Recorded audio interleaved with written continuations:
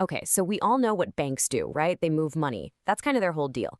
But behind the scenes, there's another equally important flow happening all the time: the movement of data. Today, we're pulling back the curtain on the history and the absolutely critical job of the databases that act as the unseen guardians of our entire financial system. Think about it. Every single time you tap your card, send some money to a friend, or get your paycheck, you're not just moving currency, you're creating a data point.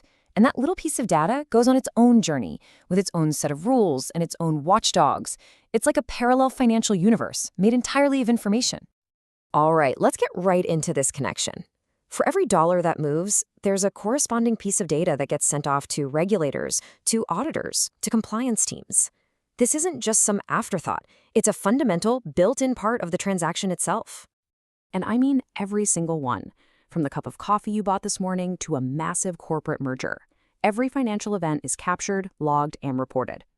What this creates is a huge, incredibly detailed map of the economy's circulatory system. It lets the authorities monitor its health and, look for signs of trouble. This whole process, it's got a name: regulatory reporting. It's how all that raw, kind of chaotic transaction data gets translated into a structured, universal language that regulators can actually understand and act on. At the end of the day, it's all about maintaining the integrity of the system that we all rely on. So let's actually follow the data. We're going to trace the path a single transaction takes, right from the moment it happens to the moment it's either cleared or maybe flagged for a closer look.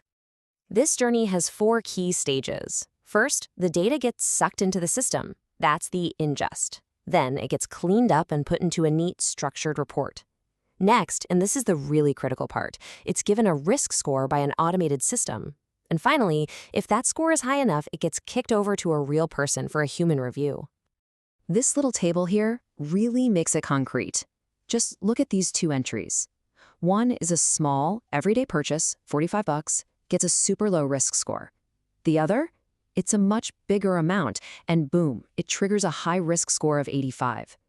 The system is doing this automatically, tagging, scoring, cross-referencing for millions and millions of entries every single day.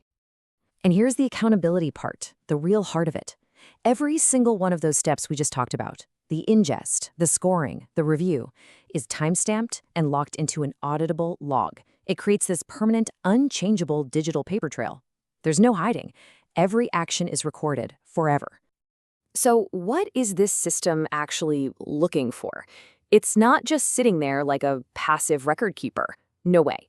It's an active detective constantly sifting through billions of data points for very specific clues. Let's take a look at how it builds a case. These are basically the system's prime targets. It's constantly checking if the bank has enough cash on hand to be stable, that's capital adequacy, and it's on the absolute front lines of fighting financial crime. It's looking for signs of money laundering, it's generating suspicious activity reports, and it's making sure that customer profiles are legit. This comparison really shows you what triggers an alert.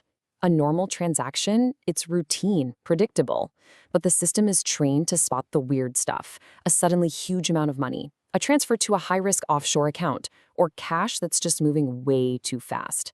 These are the red flags that the digital detective is programmed to find.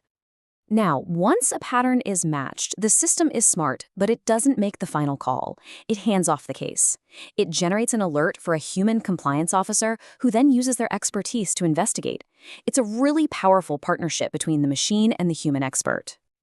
This incredibly high-tech system didn't just appear out of thin air. Its history really tracks the evolution of technology itself, all the way from these dusty old books to the absolute cutting edge of artificial intelligence. For centuries, all of this stuff was done by hand, in these massive, room-sized ledgers. I mean, can you imagine? Eventually, the sheer volume just became impossible for people to handle. So today, most banks use automated engines that run on simple if this, then that rules. But the future? Oh, the future is all about AI that can learn and spot patterns that are way too complex for any simple rule to catch. And this is where modern AI is a total game changer. It can spot these incredibly sophisticated schemes like layering, where criminals break up huge sums of money into thousands of tiny, random-looking pieces to fly under the radar. Or it can uncover synthetic identities. That's when fraudsters literally invent a person by mixing stolen data with fake info.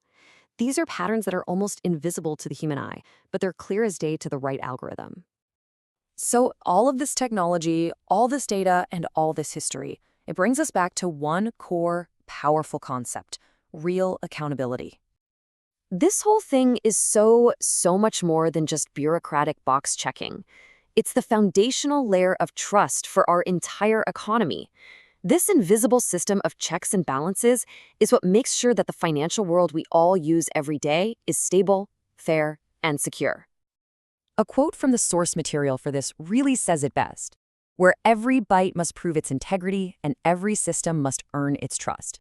I mean, just think about that. In this world, the data itself has a burden of proof, and the systems aren't trusted just because they exist. They have to continuously earn that trust, one transaction at a time. And that leaves us with a huge question for the future. As these AI detectives get more and more powerful, their reasoning becomes more complex, almost like a black box. So the new challenge is this: how do you audit a decision when you don't fully understand how it was made?